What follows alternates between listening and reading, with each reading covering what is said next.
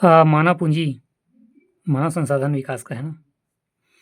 मानव पूँजी से आशय तकनीक की दृष्टि से प्रशिक्षित व कुशल श्रम शक्ति से होता है। मानव संसाधन को मानव पूँजी में परिवर्तन करने के लिए मानव पूँजी में निवेश की आवश्यकता होती है। शिक्षा व प्रशिक्षण द्वारा वह तकनीकी ज्ञान एवं कुशलता प्राप्त करता है तथा अच्छे स्वस्थ से कार्य करने की क्षमता प्राप्त करता है, जिससे उसकी उत्पादकता तथा आय में वृद्धि होती है।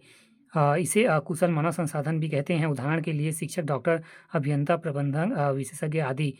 मानव पूँजी के अनिवार्यता, तत्व एवं लक्षण, दक्षता, फिर दूसरा सशक्तिकरण, तीसरा विभिन्न प्रकार के मूल्य, चौथा प्रगतिशीलता एवं अंधविश्वास को छोड़कर आधुनिक मूल्यों से संयोजन, पाँचवाँ गतिशीलता, विभिन्न परिस्थितियों से संयोजन, छठवाँ उत्पादकता, सातवाँ अवसरों के प्रति जागरूकता, आठवाँ वैश्विक दृष्टिकोण, वैश्विक प्रतियोगिता कर सकने की क्षमता, नौ परिवर्तन युक्त दृष्टिकोण, 10वाँ निर्णायक क्षमता, 11वाँ प्रबंधन, 12वाँ सृजनात्मक, 13 लोकतांत्रिक प्रक्रिया में भागीदारी, समानता, स्वतंत्रता, उत्तरवादी एवं मूल्यों पर भरोसा, राजनीतिक स्थिरता प्रदान करेगा।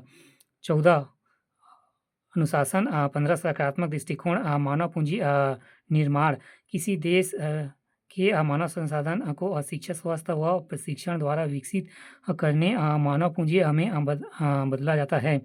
मानव को संसाधन पूँजी में बदलने की प्रक्रिया को मानव पूँजी निर्माण कहा जाता है। यह एक ऐसी प्रक्रिया है जिसके अंतर्गत मानवीय शक्ति के विकास हेतु भारी मात्रा में विनियोग किया जाता है, जिससे मानव संसाधन शक्ति एवं तकनीक कुशल व योग्य प्राप्ति करती है। मानव पूँजी निर्माण के स्रोत, मानव संसाधन विकास को प्रभावित करने वाले कारक। मानव पूँजी निर्माण के दो प्रमुख स्रोत। पहला आंतरिक स्रोत शिक्षा, दूसरा प्रशिक्षण, तीसरा स्वास्थ्य एवं चौथा प्रवसन, पलायन एवं पाँचवा सूचना। दूसरा बाह्य स्रोत, आंतरिक स्रोत। पहला शिक्षा। शिक्षा पर निवेश मानव पूँजी निर्माण का सबसे महत्वपूर्ण स्रोत है। फिर शिक्षा व्यक्ति को अधिक कुशल बनाकर उसकी उत्पादकता क्षमता में वृद्धि करती है। फिर एक पढ़े लिखे व्यक्ति की कार्य क्षमता अनपढ़ व्यक्ति की तुलना में सदा ही अधिक होती है। प्रोटीगिल के अनुसार शिक्षा पर किया गया विनियोग आर्थिक विकास की दृष्टि से सर्वाधिक सार्थक विनियोग माना जाएगा। दूसरा स्वास्थ्य स्वास्थ्य स्वास्थ्य पर किया गया विनियोग स्वस्थ श्रम बल की पूर्ति को बढ़ाता है। एक स्वस्थ व्यक्ति की ही किसी कार्य को पूरा क्षमता से कर सकता है। यदि व्यक्ति स्वस्थ को यदि यदि व्यक्ति स्वस्थ हो तो रोगों पर भी होने वाला खर्च कम हो जाता है। स्वस्थ व्यक्ति ही संसाधनों की अधिकतम दोहन सुनिश्चित करता है। इसी कारण स्वस्थ मानव पूंजी निर्माण का एक महत्वपूर्ण स्रोत है। तीसरा प्रशिक्षण। देश में विशिष्ट तकनीकी एवं औद्योगिक प्रशिक्षण संस्थानों की स्थापना द्वारा व्यक्तियों को प्रशिक्षित कर अधिक कार्य कुशल बनाया जा सकता है। विभिन्न कंपनियां भी अपने कर्मचारियों के प्रति प्रशिक्षण का व्यय करती है। यह प्रशिक्षण के कारखाने के अंदर भी कराती है तथा अन्य प्रशिक्षण संस्थानों में भी कराती है। चौथा प्रश्न। सामान्यतः लोग शिक्षा, प्रशिक्षण तथा अधिक आय प्राप्त करने के लिए प्रवास करते हैं तथा शिक्षा व स्वास्थ्य से संबंधित सूचनाएं प्राप्त करके लाभान्वित होते हैं। प्रश्न के दौरान किए जाने वाले व्यय की तुलना में आय से अधिक वृद्धि होती है। अंततः श्रम बाजार एवं अन्य बाजारों की विषय में जानकारी प्राप्त करने पर किया गया व्यय ही पूंजी का निर्माण का स्रोत है। पाँचवा सूचना। सूचना रोजगार के अवसरों व प्रशिक्षण के संबंध में जागरूकता लाती है तथा यह विश्व के बदलते परिदृश्य के अनुरूप ढालती है। बाह्य स्रोत।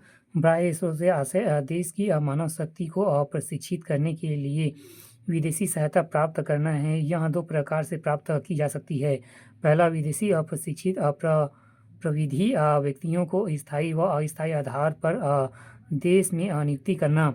दूसरा, देश में श्रमिकों को प्राविधिक ज्ञान व प्रशिक्षण प्राप्त करने के लिए विदेश भेजना। भारत में मानव पूंजी निर्माण की समस्याएं।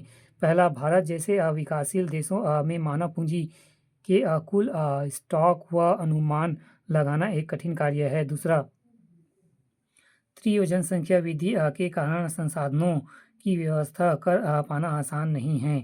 तीसरा, भारत में रूढ़िवादिता से ग्रस्त होने के कारण नई तकनीकी अपनाने में बाधा आती है।